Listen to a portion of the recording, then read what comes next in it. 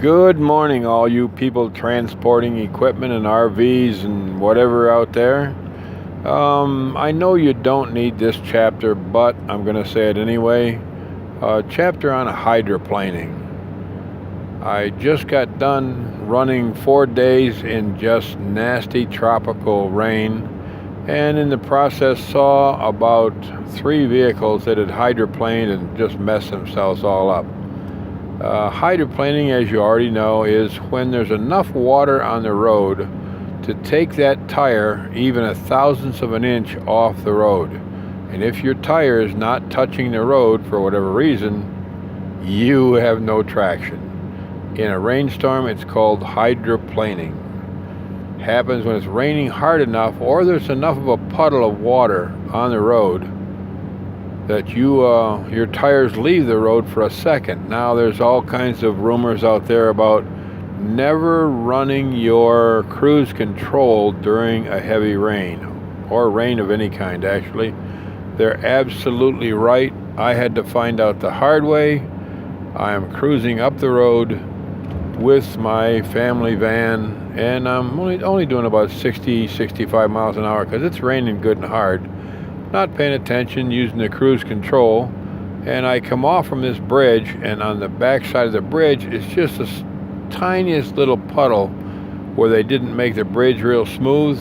On the back side of the bridge, I came through that puddle, and when I came out the other side, my motor is revved up full blast. I mean, it's at, instead of doing 60, it's trying to do 90 or 100 miles an hour.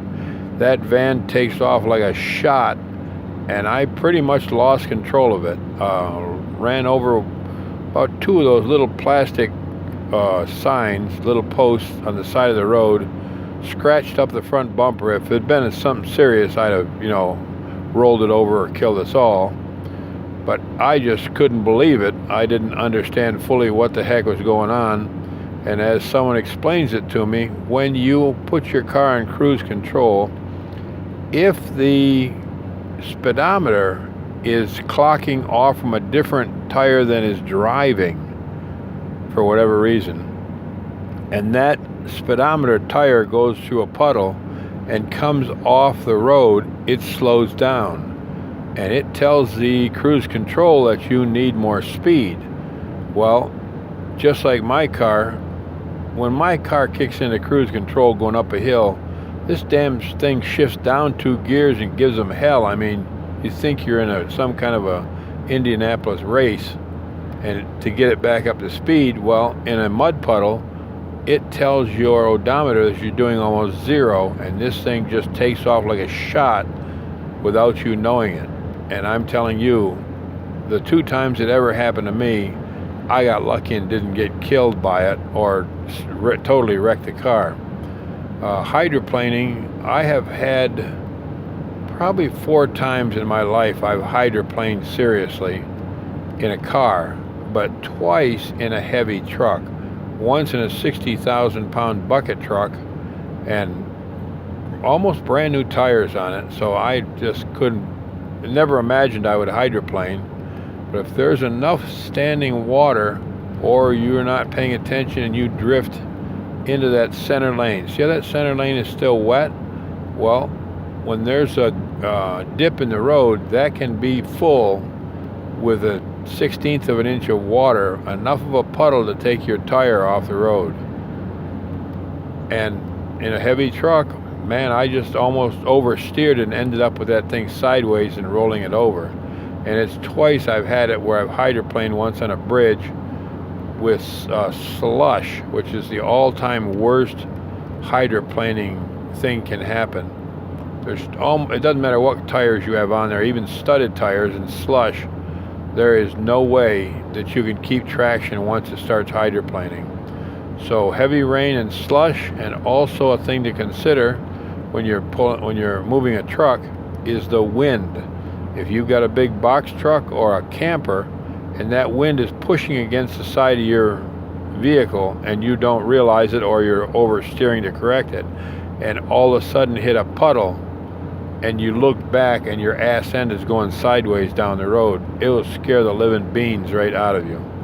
I'm telling you, enough to change your religion, possibly your gender, and your undergarments in just a few minutes, few seconds. So when you're cruise control, never do it in a rainstorm. I'm just offering you the advice before I would have to go to your funeral. And always be aware that this hydroplaning can happen in a car, van, RV, truck. Doesn't make any difference. Water doesn't give a damn how much you weigh. If you're doing fast enough, it can take you right off the road. So that's my little hydroplaning speech. I hope I didn't bore you to death, but it's got to be said. And it's a serious concern out here. And also, in Florida and parts of Louisiana, they build the roads out of crushed seashells. I'm telling you, when it's dry, it's the smoothest ride you ever had in your life. But when it's a little bit wet, it's the slipperiest ride you ever had in your life. And I don't care what size vehicle, what kind of tires you have on there, I swear, even studded tires, you're going to start slipping and sliding if you're not careful. So just a little note to be careful of hydroplaning. Oh, also, when you have a thank you ma'am highway where the grooves are in the road from the heavy equipment, those grooves tend to be heavy with water. So there's another chance to hydroplane. If you've never been on a carnival ride that scared the beans out of you, hydroplaning will do it much easier and more expensive any day of the week. Good luck, and stay away from them puddles. Oh, sorry, I'm back. I always try to tell you where I am and what I'm up to. I just dropped off a bucket truck up in Rochester, New York, and I'm heading down through the Finger Lakes into Bath, New York. I'm going to stop for breakfast and then pick up another truck in Binghamton, New York, heading for Washington, D.C. And it's rained for 4 days, so I'm glad to be out in semi-dry roads. Be safe.